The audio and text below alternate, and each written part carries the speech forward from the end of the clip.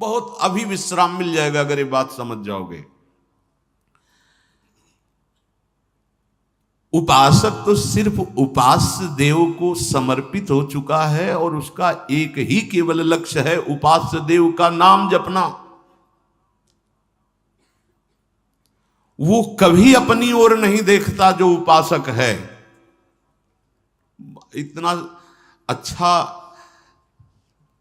आनंद अनुभव हुआ इस बात के चिंतन से कि हम लोग कहां फंस जाते हैं, कैसे हम लोग शरणागत हैं कि अपनी शरणागति का विस्मरण करके हम अहम की धरा में विचरण करने लगते हैं।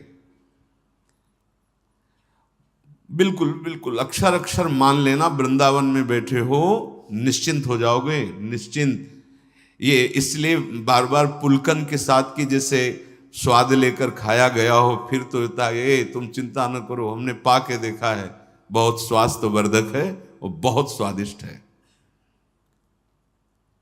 अपनी ओर देखना, अपनी चिंता करना और समर्पण का भाव दिखाना, क्या ये नाटक या दंभ नहीं है?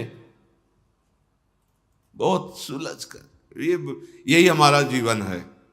जब से श्री जी की कृपा हुई, महादेव जी की कृपा से श्री जी, और जब श्री जी की कृपा हुई तब ये जीवन जागृत हुआ। ये पहले नहीं था। पहले था इंद्रियों को अधीन करके मन को निसंकल्प करके अपने स्वरूप में स्थित हो जाओ, बस दूसरा कोई सूत्र नहीं, कोई कृपा, कोई प्रार्थना, कोई रोना धोना, कुछ नहीं। ये मार्ग था। वो जब महादेव जी की कृपा से श्री जी के चरणों का आश्रय मिला तब वो है मोक्ष मार्ग। ये है मोक्ष को भी थुतकी कृत कर देने वाला प्रेम मार्ग। बहुत बहुत तुम अपनी चिंता करते हो, अपनी तरफ देखते हो और समर्पण का भाव भी कहते हो। क्या ये दंभ नहीं है, दिखावा नहीं? तुम समर्पित हो, तुम किसकी वस्तु हो, अब वो देखे। बहुत सुंदर। हां, तुम्हें बहुत लग रहा है ना कि तुम्हें अनुभव नहीं हो रहा, तो जांच के देखो तुम्हारी साधना क्या है। शास्त्रीय सिद्धांत के अनुसार साधना करो, हम तुम्हें सपोर्ट करते हैं, करो साधना। पर साधन करके कोई इस महान भव समुद्र से पार हुआ हो, साधन का मतलब तैर कर, असंभव असंभव। भगवान शंकराचार्य जी ने उत्तर दिया है कि इस महान संसार समुद्र से पार होने का हे करुणामय गुरुदेव क्या उपाय है? तो भगवान शंकराचार्य जी ने कहा, श्री विश्वेश्वर पादाम्बुज दीर्घ नौका। अद्वैत सिद्धांत के आचार्य गुरु कृपालो कृपया वदेत। कृपा करके गुरुदेव आद्य गुरु भगवान शंकराचार्य जी कहते हैं, श्री विश्वेश्वर पादाम्बुज दीर्घ नौका। इस संसार समुद्र से पार होने का उपाय एकमात्र विश्वेश्वर भगवान के चरणारविंद की नौका। ये बात करें अद्वैत सिद्धांत के आचार्य। प्रश्नोत्तरी में प्रश्न है कि इस असार संसार समुद्र से पार होने का सुदृढ़ उपाय क्या है? तो गुरु कृपालो कृपया वदेत, श्री विश्वेश्वर पादाम्बुज दीर्घ नौका। दीर्घ शब्द पूरा विश्व बैठ जाए तो भी खाली ही रहेगी, ऐसी नौका है हमारे विश्वेश्वर भगवान श्री हरि श्री हर, इनके चरणारविंद। यदि तुम तैरने में बहुत कुशल हो तो फिर तुम्हारा प्रश्न कैसे हुआ कि भाव नहीं बढ़ रहा, हमें कुछ लाभ नहीं मिला? इसका मतलब तुम अच्छे तैराक नहीं हो। और परिणाम में बता दें, इसमें अच्छे से अच्छे तैराक भी इस भव समुद्र को पार नहीं कर पाते, क्योंकि जिनका भव समुद्र वो कह रहे हैं, मामेव ये प्रपद्यन्ते माया मेताम तरंतिते। एकमात्र मेरे चरणारविंद हैं, जिनका तुम आश्रय ले लो तो भव समुद्र से पार हो जाओगे, नहीं तो दैवी हेषा गुणमयी मम माया दुरतया। अब बात करते हैं तुम्हारे भाव बढ़ने की। तुम्हें नाव मिल गई है, नाव। श्री हरिवंश प्रताप से नाव मिल गई है। नाव क्या है? नाम। और इस नौका का खेवक कौन है? स्वयं आप, नामी, वही गुरुदेव हैं। आप तो बस चुपचाप नाव में बैठ गए और तरंगों का आनंद लेते हुए सुखपूर्वक भव समुद्र से पार हो गए। राधा, श्री हरिवंश प्रताप। हम ये नाव ना ढूंढ पाते और ना इस पे बैठ पाते। इसमें प्रताप उदय हुआ आचार्य देव का, गुरुदेव का, इष्ट देव का। वो मुझे घसीट के लाए भव समुद्र से और इस नाव का परिचय कराया, नाव में बैठा दिया। नाव क्या, पहले समझ लीजिए। नाम, नाम नौका। अगर आप नाम नहीं जप रहे तो आप नौका में नहीं बैठे हैं। नाम नौका और निजु खेवक, ये इस भव समुद्र के बहुत ही प्रवीण पार करने वाले केवट हैं सदगुरुदेव, आचार्य, आराध्य देव। जो नाम रूपी नौका में बैठा वही श्री हरिवंश प्रताप, जिसमें भगवत प्रताप उदय हुआ, वही इस नौका पे। नहीं, बहुत से अपने बाहुओं का बल रखने वाले कूद पड़े तैरने के लिए, और ब्रह्मा जी कहते हैं हमने बहुत ऊंचाई पर जाके भ्रष्ट होते देखा है, अर्थात डूबते देखा है। अब नाव में बैठने वाला अगर हाथ पैर चलावे और बार बार ये चिल्ला चिल्ला करके कहे इधर से नहीं इधर से ले चलो, हमें लगता है ये अच्छा मार्ग, फंसा मत देना, और तो नाविक क्या करेगा? नाव खड़ी करेगा, उतरो, तैर के जाओ, जाओ स्वयं तैर करके कूदो इसमें से, बाहर निकलो, चलो। जब तुम्हें इतना विश्वास नहीं है कि ये नाविक पार कर देगा, इतना विश्वास नहीं है कि ये बहुतों को पार कर दिया है, तो तुम बैठे क्यों नाव में? तैर के जाओ ना, जितेंद्रीय बनो, साधन चतुष्टय धारण करके ज्ञान के द्वारा इस भव समुद्र को पार करो। कोई बिरला जो निर्विघ्न पंथ, वो भी जो आचार्य स्वयं है, वो भी हरिवंश महाप्रभु चंद तो प्रेम के जैसे आचार्य, ऐसे अद्वैत ब्रह्म ज्ञान के आचार्य भगवान शंकर। और उनके ध्यान का विषय जानते हो क्या है? बड़ा गुप्त है। अपने सखाओं के साथ भगवान जो वन में बाल भोग पा रहे हैं ना, वो भगवान शंकर के ध्यान का विषय है, भगवान शंकराचार्य के ध्यान का विषय। स्वाध्याय में पढ़ा था, जब एकांत में होते थे तो बाल मुकुंद भगवान अपने सखाओं के साथ जो क्रीड़ा करते हुए, हाँ, वनभोज, वो भगवान शंकराचार्य के ध्यान का विषय। ये ज्ञान केवल बुद्धि को दौड़ा करके, परास्त करके और उसे भगवान में लगाने के लिए। बहुत बुद्धिमान होते, चलो वेदांत चल, भाग दौड़, और दौड़ के जब हार जाना तब बोलना जैसे सनकादि बोलते हैं, हरि शरणम हरि शरणम। सनकाद से बड़ा कोई ज्ञानी है? बहुत सुंदर प्रसंग, अगर ये समझ जाओ तो बात है, निश्चिंतता आ जाएगी। नाव में बैठने का मतलब समझते हो? समर्पण। अगर तुम्हें अपने नाविक की सर्वज्ञता, सर्वसमर्थता और सुहृदता, इन तीन बातों पे विश्वास नहीं है तो कूद जाओ, तैरो तैरो। और इतना बाहुओं में बल होना चाहिए कि अथाह अगाध असीम अनंत, कई किलोमीटर नहीं है, अथाह अगाध असीम अनंत समुद्र है। जैसे भगवान अनंत, ऐसे उनकी माया अनंत। भगवान अनिर्वचनीय तो माया भी अनिर्वचनीय। कैसे पार हो गए? अच्छा, नौका में तो कोई शत्रु प्रहार कर दे जलचर जीव, ऐसी वो नौका नहीं है, पहुंच ही नहीं वहां तक। इतनी ऊंची विशाल सुदृढ़ नौका है। और तैरने चलोगे तो बड़े जलचर जीव हैं, हाँ, ऐसे एक बार में, एक झटके में ले जाए, तुम्हारा अस्तित्व खत्म कर दे, ऐसे ऐसे विकार, ऐसे ऐसे इस भव समुद्र में। तो मेरी बात मानो, नाव से उतरने की कल्पना भी मत कर लेना, क्योंकि बड़े भयावह जीव हैं, काम क्रोध लोभ मोह मद मत्सर ऐसे। अगर तुम्हें तनिक भी अहंकार है, अभी अपनी चिंता है, तो फिर शास्त्रीय वैराग्य धारण करो, विवेक उत्पन्न करो, मुमुक्षुता जागृत करो और तपस्या परायण रहो। बैठो 12 घंटे पद्मासन लगा करके प्राणवायु का संशोधन कर। 12 मिनट तो बैठ नहीं सकते ऐसे ऐसे ऐसे ऐसे। और बात हमको ऊंचाई चाहिए। तुम हो कौन? अभी तुम कौन हो? किस ऊंचाई को प्राप्त करना चाहते हो? बस अच्छे से अंदर से समझना। जब तुम्हें नाव में बैठने का अवसर मिल गया तो अब तुम्हें अपनी चिंता नहीं करनी। तुम अपनी चिंता करने वाले होते कौन हो? कितनी कितनी मस्त एकदम हृदय में शीतलता प्रदान करने। तुम होते कौन हो चिंता करने वाले? तुमने अपने आप को प्रभु की शरण में दे दिया है। हमने बहुत पाप किए हैं, बहुत नीच हूं, बहुत दुष्ट हूं। तो 2 बातें आप समझ लो।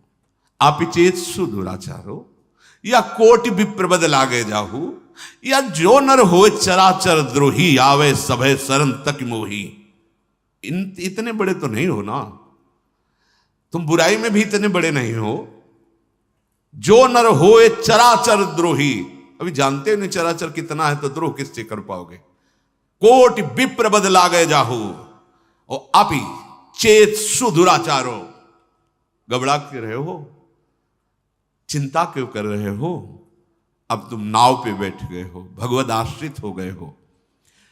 तुम आज से अपने आप को अपने आराध्य देव के चरणों में पूरा का पूरा समर्पित कर दो। छोड़ दो अपना भार उनके ऊपर। ये तर्क वितर्क वाली बातें नहीं है। तर्क वितर्क तो फिर वेदांत से बात करना। ये बैठने की बात है, विश्राम की बात है। अब पायो परम विश्राम, राम समान प्रभु नाही कहूं। अब विश्राम की बात हो रही है। आप अपने को असमर्थ मानते हो या प्रभु को असमर्थ मानते हो? विचार करके देखो तो निर्णय यही निकलेगा कि असमर्थ तो हम ही हैं। तो फिर उनकी समर्थता पर संदेह कैसा है? जब वो कह रहे हैं अपिचेत सुदुराचारों को भी हम महात्मा बना देंगे, कह रहे हैं जो नर चराचर का द्रोह करने वाला उसको भी करो सद्यते साधु समाना, तो उनकी सामर्थ्य पर तुम्हें विश्वास नहीं है क्या? यह तुम्हें अपनी सामर्थ्य पर विश्वास है? सामर्थ्य पे तो कूदो, फिर प्रश्न नहीं बनता कि मेरा भाव नहीं बढ़ रहा। तुम देखो ना, तुम्हारा भाव क्यों नहीं बढ़ रहा? तुम देखो किससे प्रश्न कर रहे हो? बोले भगवान से। हाँ, तो उनके आश्रित हुए। जब आश्रित हो गए तो प्रश्न कैसा बनता है? अब वो क्या भाव लगा के तुम्हें खरीदे, उनकी बात है। रूपलाल हितांत बिकानी, दोनों बातें नहीं चलेंगी। भक्ति योग बहुत प्रकार के प्रेमों का अनुभव कराने वाला है। दास्य भाव, सख्य भाव, कांता भाव आदि आदि। पहली बात, तुम असमर्थ हो या भगवान असमर्थ हैं? निर्णय करो। बोले नहीं, असमर्थ तो हम ही हैं, समर्थ भगवान है। ठीक है, तो तुम अपना हित जानते हो या भगवान तुम्हारा हित जानते हैं? तुम्हारा परम कल्याण, परम हित किसमें है ये तुम जानते हो क्या? अगर जानते होते तो अब तक पा गए होते। बोले नहीं जानते, हम तो जिसमें अपना हित समझते हैं उसमें घोर हित हो जाता है। संसार के वैभव में हित समझते हैं, संसार के प्रेम में, प्यार में हित समझते हैं, लेकिन हो जाता है बड़ा अनर्थ। इसका मतलब हमारा समझदारी जो है वो अभी बेसमझ ही है। तो सच्ची समझदारी तो हरि की है ना, आराध्य देव की। उनकी समर्थता सिद्ध है और उनकी समझदारी, सर्वज्ञता सिद्ध है। अब तुम्हें चिंता नहीं करनी। ये मैं नहीं कह रहा हूं, ये मेरे भगवान कह रहे हैं। तेषा महम समुद्धरता मृत्यु संसार सागरात। मैं उसको इस संसार समुद्र से पार कर देता हूं जो मेरे आश्रित हो जाता है। तेषा महम, मैं स्वयं। ये विश्वास तो करो ना, नहीं तो तुम्हारी चिंता, तुम्हारा शोक, तुम्हारी ये नाना प्रकार की कुछ चिंताएं तुम्हें परमार्थ से अलग कर देंगी। अलग कर दिया कितनों को। इसलिए बहुत सुलझो, बहुत सावधान। विशेष बात भगवान कह रहे हैं, तुम्हें बिल्कुल चिंता नहीं करनी, मैं तुम्हें संसार समुद्र से पार करूं। तो तुम्हारी छाती नहीं फूली इस बात से? कोई एक साधारण पदाधिकारी कह दे कि आज से कभी भी फोन कर लेना, तो फूले फूले घूमोगे, 50 लोगों से बताओगे कि हमारा वो मित्र बन गए हैं और वो कह रहे थे कभी या, तो अब यार क्या चिंता, वो तो अमुक पदाधिकारी हैं, फोन करेंगे, पता नहीं वो फोन दोबारा जिंदगी में उठाए कि ना उठाए, वो तुम्हें पहचाने कि ना पहचाने। पर हमारे भगवान सत्य संकल्प हैं, कभी भगवान के वचन झूठे नहीं होते, कभी नहीं। भगवान कह रहे तेषा, तेषा किसको? जिसने मेरा भरोसा लेकर मेरे को आत्मसमर्पण कर दिया है। तेषा महम समुद्धरता मृत्यु संसार सागरात। चिंता का स्थान तुम्हारे हृदय में क्यों है? अपनी चिंता का। शरणागत का तो एक ही विषय होता है, अपने शरण प्रभु का चिंतन। आज का उपासक बार बार खोद खोद के देखता है अंकुर जगह कि नहीं जगह। जैसे गेहूं बो दे ना किसान, गेहूं बो करके ऊपर से उसे पाट दिया जाता है, पहटा लगा दिया जाता है, एकदम लेवल बराबर छोड़ दिया गया, और वो दूर से हफ्ता 10 दिन 20 दिन इंतजार करता है, फिर उसको धीरे धीरे अंकुरण दिखाई देता है। अगर रोज खोद के देखने लगे तो बीज ही नष्ट हो जाएगा, अंकुरित होगा ही नहीं। अंकुरण पैदा कहां से हो? सही पूछो तो तुमने अभी बीज वपन ही नहीं किया। बीज वपन अहंकार समर्पण, फिर देखो कैसे भाव अंकुर उदय होते हैं। सच्ची मानिए, एक बार हमारे प्रभु के आश्रित समर्पित हो जाइए, क्यों मैं छोड़ करके, फिर आप देखेंगे ये अविनाशी बीज है, ये अपने समय से भावांकुर होगा। इसका अंकुरण तो भाव है, भावांकुर होगा, और ऐसा सुमन विकसित होगा कि पूरा विश्व उस सुगंध से सुवासित हो जाएगा। सतरति सतरति सा लोकांतार्यति। तुम किसी साधन पर भरोसा ना करके प्रभु पे भरोसा कर लो। ये बहुत बड़े बड़े महापुरुषों की बात, आंतरिक विश्राम की बात है, आंतरिक विश्राम की बात। गोस्वामी जी ने विनय पत्रिका में कहा, बहुत इतना अमृत में वचन है कि अब जैसे 56 प्रकार के भोग हों तो जिधर पाओ उधर ही प्रियालाल ने भोग पाया ना, ऐसे इन महापुरुषों के वचन जिधर देखो अमृत ही अमृत भरे हैं। बहुत ध्यान से सुनो। कह रहे भरोसो जाही दूसरो सो करो, मुको तो राम को नाम कल्प तरु, कलि कल्याण फरो, भरोसो जाहि दूसरो सो करो, कर्म उपासन ज्ञान वेद मत, सो सब भांति खरो, मोहितो सावन के अंधही, ज्यों सूझत रंग हरो, भरोसो जाहि दूसरो सो करो। गोस्वामी जी कह रहे कि तुम्हें अगर प्रभु से बढ़कर कुछ और लग रहा है तो तुम करो भरोसा। जैसे महाप्रभु हरिवंश चंद्र जी कह रहे हैं कि मेरे प्राणनाथ श्री श्यामा शपथ करो तन छिए, राहो को काहो मने दिए। तुम्हारा जहां मन चाहे अपने मन को लगा लो भाई, स्वतंत्रता मिली है मानव जीवन में। विषय में लगा लो, पद प्रतिष्ठा में, नाना प्रकार के विकारों में, या और कहीं उपासना में। लेकिन मेरे प्राणनाथ श्री श्यामा शपथ करो। गोस्वामी जी भी इस पद में आखिरी में शपथ करके कहते हैं। गोस्वामी जी कह रहे हैं जिसको दूसरा कोई दिखाई दे रहा हो ऐसा, नहीं है दूसरा कोई, हम आपको हृदय की बात कहते हैं, ऐसा स्वामी कोई नहीं। अगर कोई शिकायत कर देना कि आपका ये सेवक ऐसे निकृष्ट आचरण कर रहा था, तो जांच करने का भी मन उस स्वामी को नहीं होता और दंड देने के लिए तैयार हो जाता है,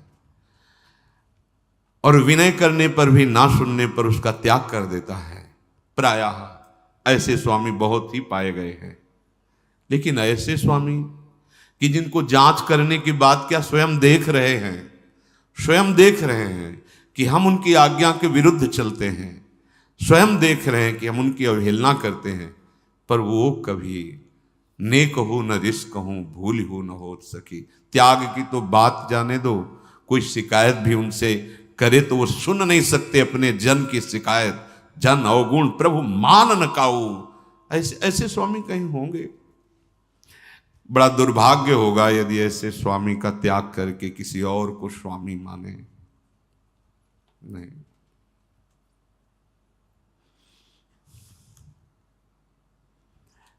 गोस्वामी जी कह रहे हैं कि जिसे और किसी का भरोसा हो तो